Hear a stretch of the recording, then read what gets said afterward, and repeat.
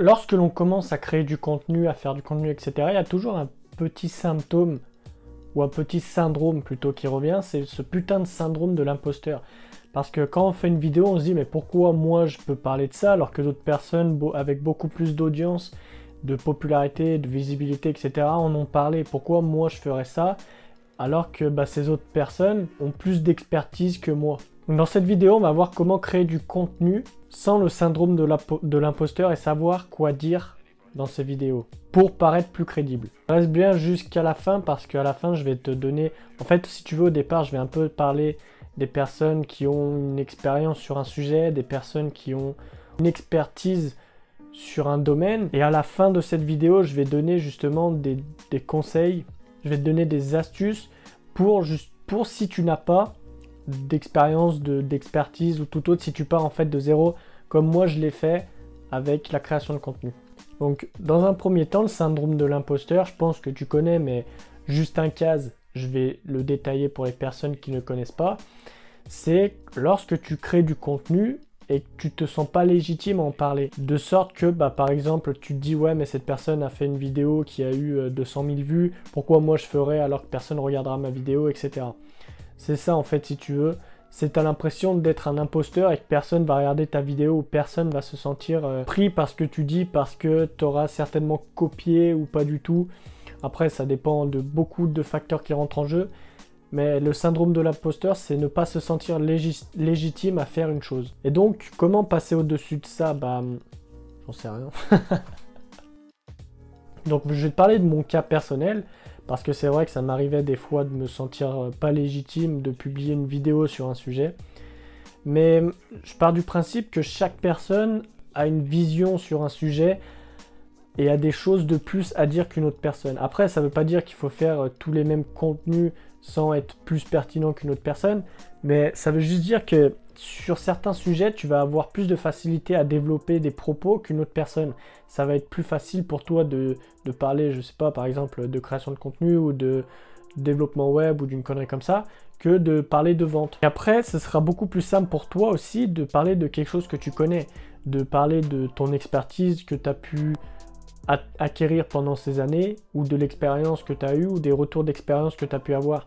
Parce que c'est sûr que c'est beaucoup plus simple de faire du contenu sans avoir ce syndrome de l'imposteur en ayant une expertise sur un sujet donné que faire, par exemple, un contenu auquel tu n'as absolument aucune expertise, absolument aucun retour sur expérience parce que tu n'as jamais fait ça. Donc pour passer au-dessus de ce syndrome, va falloir faire du contenu que tu as une expertise dedans, que tu as pu étudier et que tu as pu mettre en place dans ta vie. En fin de vidéo, je te donnerai, si tu veux, mes astuces pour les personnes qui commencent absolument de zéro. On va voir comment savoir quoi dire dans ces vidéos parce que c'est vrai que c'est super compliqué.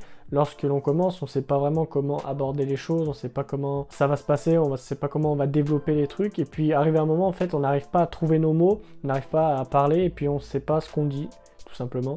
Ça arrive que des fois quand tu parles, tu sais pas vraiment ce que tu dis et il n'y a pas réellement de chemin entre le sujet de ta vidéo et puis tout ce que tu dis. Et c'est pour ça que de parler de son expérience, parler des choses que tu as mis en place, des choses que tu as appris durant les erreurs que tu as pu faire sur tel domaine, telle chose ou tel événement, c'est beaucoup plus simple de parler de ça. Parce que lorsque tu parles de ton expérience, c'est des choses que tu as vécues toi-même. C'est plus facile de parler de ça que de parler de, j'en sais rien moi, de comment la voisine elle plante ses betteraves ou...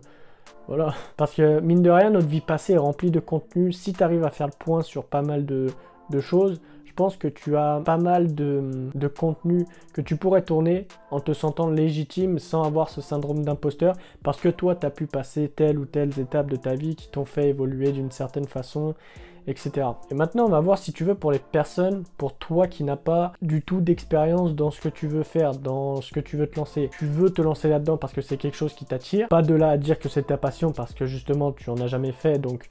Si tu en as jamais fait, c'est quelque chose que tu veux découvrir. Peut-être que ça le deviendra par la suite. Mais on va vraiment voir comment tu peux te développer des contenus sans ce syndrome de l'imposteur pour te permettre d'évoluer au maximum. Et pour te permettre de créer du contenu sans être frustré ou sans ne pas savoir quoi dire. Alors si jamais c'est ton cas et que tu veux par exemple parler de technique de vente alors que tu n'as jamais vendu un produit, au lieu de dire j'ai mis ça en place dans ma vie ou tu dois faire ça, etc.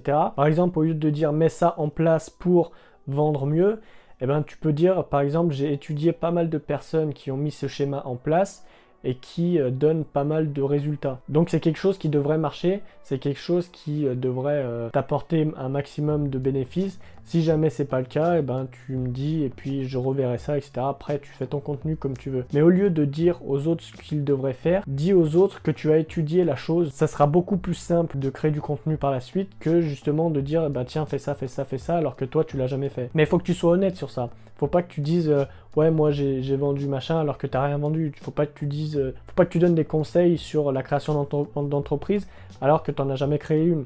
C'est comme les profs qui sur la vente qui te disent comment vendre mais qui n'ont jamais vendu, tu vois, ou qui te disent comment créer un business, une entreprise alors que eux-mêmes n'ont jamais créé une entreprise et qui ont toujours été salariés. Tu vois, c'est un peu, si tu veux, con. Et là, dans ce cas-là, tu es dans le syndrome de l'imposteur.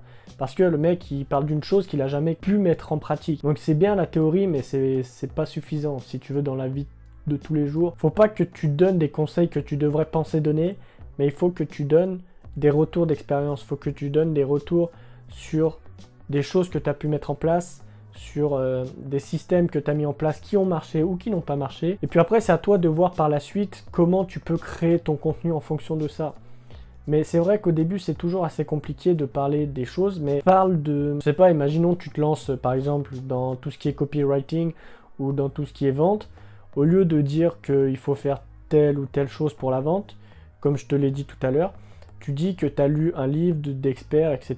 Tu as étudié pas mal de schémas de vente de personnes qui ont vendu des millions d'euros ou des trucs comme ça et qui ont mis ce truc en place et qui pourraient te permettre d'obtenir plus de ventes. Mais je te dis ça, mais moi-même j'ai fait cette erreur au début. Tu vois, je faisais des vidéos sur comment avoir plus d'abonnés alors que j'avais 3 abonnés. Le mec, tu vois, il est complètement illégitime sur des choses comme ça.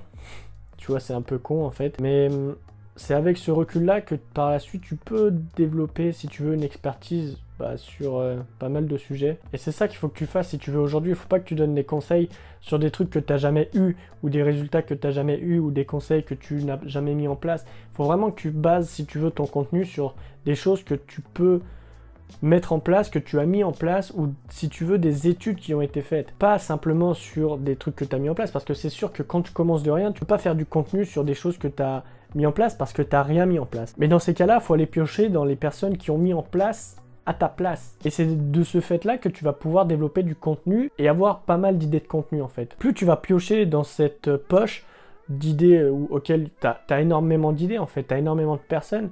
Tu vois, il y a pas mal de personnes qui commencent à étudier, si tu veux, le comportement des entrepreneurs par exemple, pour par la suite développer une entreprise dans le développement personnel, etc. Un peu comme il a fait David Laroche. Au départ, il était absolument nulle part en fait, il n'avait aucune expertise, il n'avait rien du tout, et en fait il a simplement étudié les personnes, il a simplement étudié le comportement des entrepreneurs, leur état d'esprit, etc. Et par la suite, il a développé une entreprise sur tout ce qui est développement personnel. Et en fait, si tu veux, c'est la meilleure chose à faire, parce que tu commences de zéro, tu vas pas dire quand tu as 0 abonné, qu'il faut faire ça, ça et ça, parce que si tu n'as aucune expérience là-dedans, je veux dire, tu vas passer pour un gros imposteur, tu vois, et à ce moment-là, les personnes vont pas avoir confiance en toi, elles vont se dire, ouais mais mec il a 0 abonné, il se fout de notre gueule, tu vois. C'est pour ça que le fait de dire que tu as étudié, ça veut dire que tu as passé du temps quand même, hein. C'est pas quelque chose qui se fait en 2 secondes d'étudier quelque chose, surtout si tu le fais sur plusieurs personnalités, et le fait d'étudier au maximum les personnalités, ça va te rendre un peu plus crédible, parce que les mecs ils diront ok, bah le mec il a mis énormément d'efforts, il a mis ci, il a mis ça, et arrivé à un moment, bah, ils vont prendre confiance en ce qu'ils disent, en ce que tu dis. Et c'est là, si tu veux, le bénéfice de parler d'études ou de parler de retour d'expérience, mais d'autres personnes. Et par la suite, plus tu vas être honnête avec ton audience, plus tu vas développer une confiance et plus tu vas pouvoir leur vendre de produits. C'est quelque chose de simple et de...